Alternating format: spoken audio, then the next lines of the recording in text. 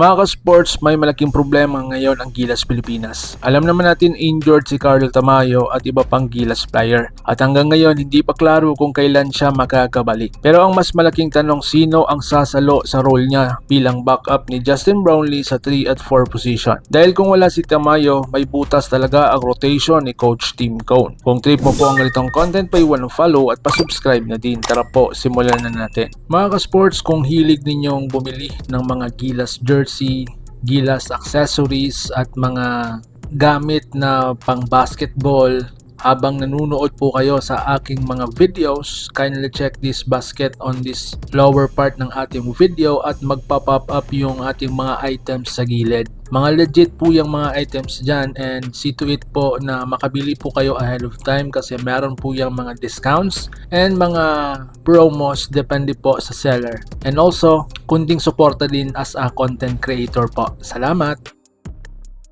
Mga ka-sports, si Carl Tamayo ay hindi lang basta role player. Sa sistema ni Coach Tim Cone, siya ang primary backup ni JB, stretch 4 na kayang mag-3, floor spacer, tahimik pero epektibong scorer. Kaya ang papalit sa kanya ay hindi pwedeng basta-basta lang. Dapat ang papalit sa kanya ay certified versatile, kayang